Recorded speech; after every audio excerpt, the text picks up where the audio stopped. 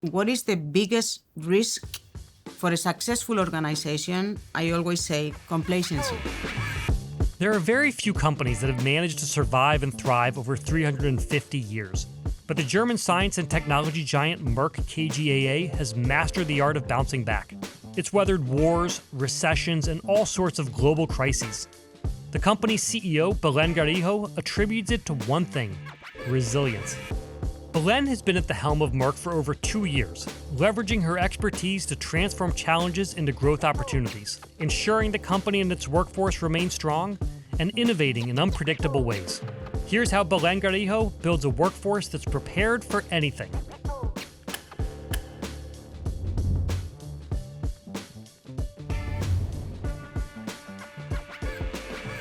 I really loved an article you wrote on the topic of resilience, which seems to be something you are really focused on, something that you take incredibly seriously. So I just wanted to start with why resilience? Why is that a word that's so important to you? What made you decide that you wanted to focus on it?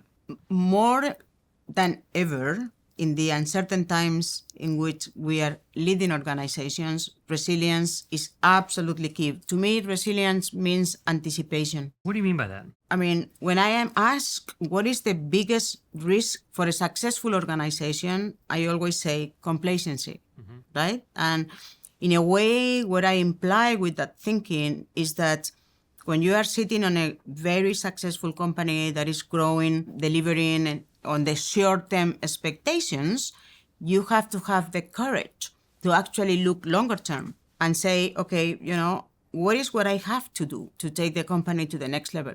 It doesn't matter that you are not sitting on a burning platform. Everybody understands that when you are sitting in a burning platform, you have to change. Right. But actually transforming organization to increase resilience, right, to be ahead of the curve. That's why I call it simply anticipation, because, you have to continue to look to, okay, where do I want to have the company in 10 years from now? What do I have to build? I mean, and we took it very seriously to the extent that post-pandemic, we decided to do a very deep assessment of our resilience, simply to have a baseline and see what were the areas in which we had to progress. And do you expect everyone at the company to have the same grasp on anticipation? Or is this something that's really just reserved for the CEO level or the C-suite level?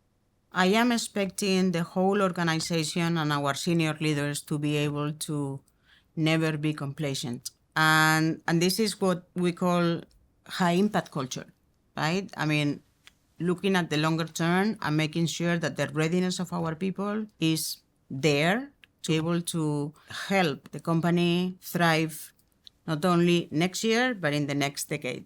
If someone's watching this and they're like, I want to be just like Merck, I've got to figure this out, are there things that you do to be able to harden a culture or to build a culture where everyone is anticipating and is more resilient? Something that is important is that collective resilience starts by your own individual resilience. Going and leading organizations through difficult times requires a lot of individual resilience. How do you do that? I mean, transforming the culture of an organization is not happening from one day to the other. I can tell you that. It's the most difficult. It's probably one of the most challenging transformation that the board and I have to really be on top of. So we have enabler, our processes, talent management, for example, are very linked to our cultural programs, right?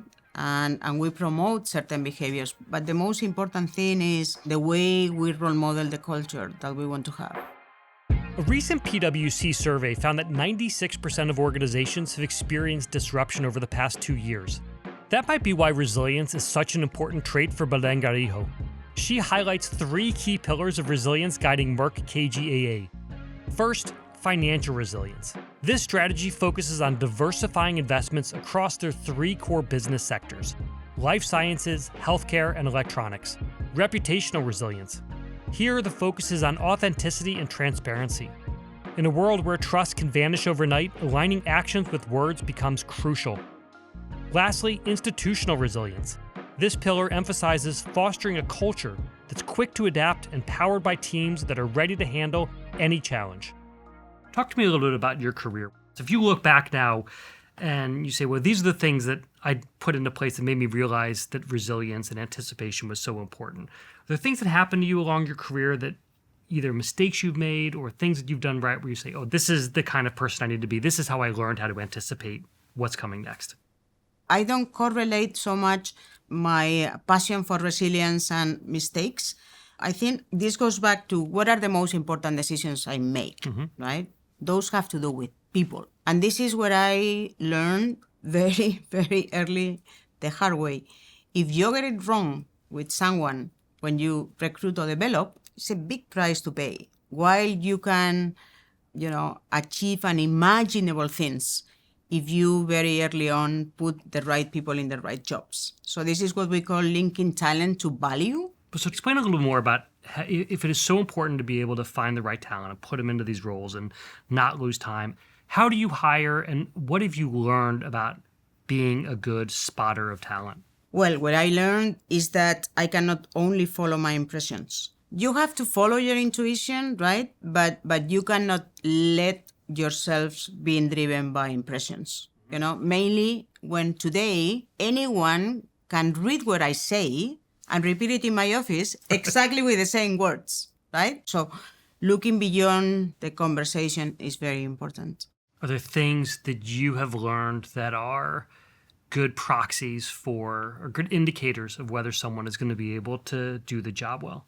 I mean, basically the track record of achievements. But, more and more I have moved from hiring exclusively on experience to hiring on potential. And when I say hiring, I also, in a way, speak about our internal development because we put a lot of emphasis on talent acquisitions, of new skills and all this, but the most important thing to keep our people engaged is actually making sure they see they have the opportunity to grow and thrive in the organization. So this is applicable to both external recruitment and internal development.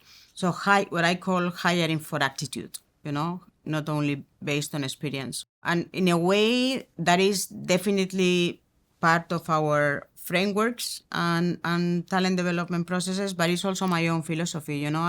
When you look at my career, I have been given so many opportunities to grow and develop when I was not obviously ticking the experience that I should have had at some point in time to get certain jobs, right? So I grew because some people risk on me. Yeah. And this is what I do. So this is what I call the risk-sharing approach to talent development. Yeah. And I can tell you that I have been much more successful with internal development and risking on our internal people than recruiting from the outside.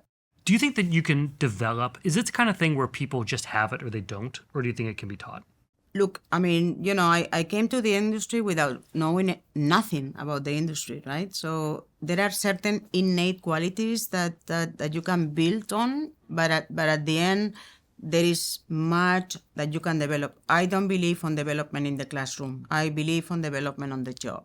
I'd love to talk to you about career advice. When you talk to people who are like, I want to be sitting where you're sitting one day, what kind of career advice do you give to people about how to make it to the top? There is no one size fits all. What is important for me is that you have a vision of development, not only because of power, but because you have a vision of what you want to achieve through your next position, right? And mainly to female leaders, I really give them 2 points to reflect because that's exactly what I believe is my job. One is networking in the right way, not showing off. Networking is very different from showing off, right? Second, raise your hand. There is nothing wrong with raising your hand. But the most important is there is not a single path to the top. You have to look for your own path, right? And the path is frequently not an escalation, right? But it's a combination of definitely requires a lot of hard working, sacrifices, and why not, lateral moves, different positions. I mean, I started in L&D and moved to commercial. That wasn't obvious, right? Yeah. And I did it because someone risked on me, right? And that gave me wings to fly. And the commitment on my side was such that I couldn't tolerate myself to fail. Here's what stood out to me. Building a resilient organization is about hiring people with potential. Your workforce has to get you through the day, but it also has to steer you through crises and opportunities. So how do you do it? You ask candidates not just what they've done, but where they want to go. Spot people internally who are raising their hand and constantly seeking to do more. And promote a culture of curiosity and innovation. We talk more about resilience and hiring for potential on the This Is Working podcast. Meanwhile, tell me, how do you spot and hire for potential? Let me know in the comments.